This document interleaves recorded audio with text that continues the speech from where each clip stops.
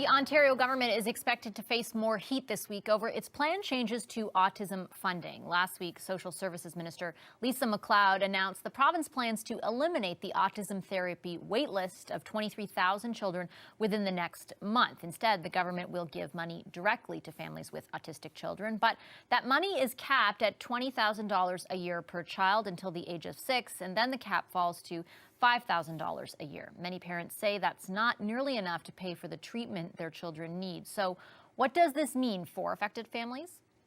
Rosanna Ramirez is a parent of 2 children with autism. She joins me now from Toronto. Hi, Ms. Ramirez. Thanks very much for being with us. Really appreciate it. Thank you, Vashi. So what was your initial reaction to the changes that the government in Ontario announced last week? Well, when I heard the announcement was coming, I was nervous. We have been very lucky to be in the current OAP program. It's been very good for us so far. I know the majority of families were still waiting to receive service, but we've been doing well with that program, and I knew that a change coming probably wasn't going to be a good thing overall.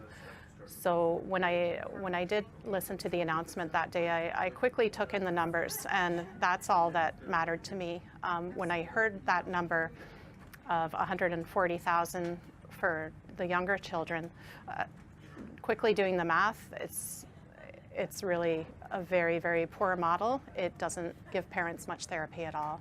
So what does it mean specifically for your family, for example? How will it change the level of treatment that your kids are able to access, do you think? So my boy is 3 years old. He's almost 4, and he's been receiving 30 hours a week of therapy. It's going very well. Under the new model, the amount of funding that will be provided will give us about enough money for 2 hours a week of therapy rather than 30. So that's a huge difference. Yes. What kind of impact, I mean, what kind of impact, what kind of toll do you think that takes on your family, on your kids, emotionally?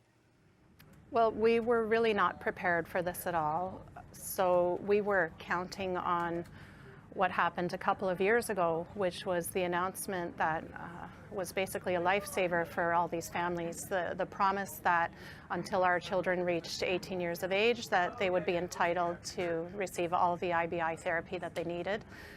And that was a very great announcement. You know, there was a lot of relief for a lot of families, and we were probably one of the first called off the wait list, and we were expecting that our child would get into therapy and stay into therapy as long as he needed and get that help that he needed.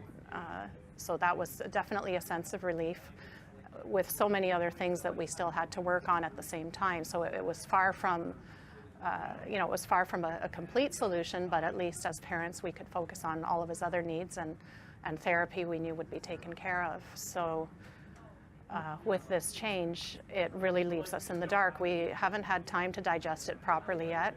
We know that we have less than 2 months left at the current therapy that he's getting, and then we either have to come up with about $70,000 extra a year, or we need to decrease his hours. You talked about getting off the wait list. I guess the problem the government says that they're trying to address is that so many kids, thousands of them in fact, were still on that wait list. I take your point about the previous announcement, but I guess what sort of message do you have for the government, or what alternatives do they have if they want to clear that wait list? Well, unfortunately, therapy is very expensive. It's very expensive for the families. It's very expensive for the government. We understand that, but it's the investment that these kids need into their life and to their future, with the hopes that with the right therapy, starting very young, that as adults they will be contributors to society, and that they won't be requiring as much support for the rest of their lives. So if we invest money into these kids now, getting them the help they need, I think in the long run, that's the only way to, number one, help them, and number two, be sure that this is not going to cost the government a lot more money as these kids become adults, and without the help they need, that's exactly what's going to happen.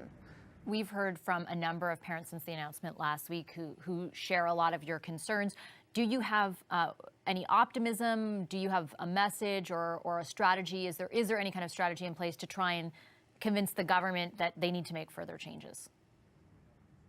Well, I think, it's all about pay now or pay later. I think that's really the only way to look at it. We have a bunch of kids that are either going to get the help they need now, and without that help, it's going to cost money. It's going to cost a lot more money. They're going to need to be supported for the rest of their lives, so we need to help them now.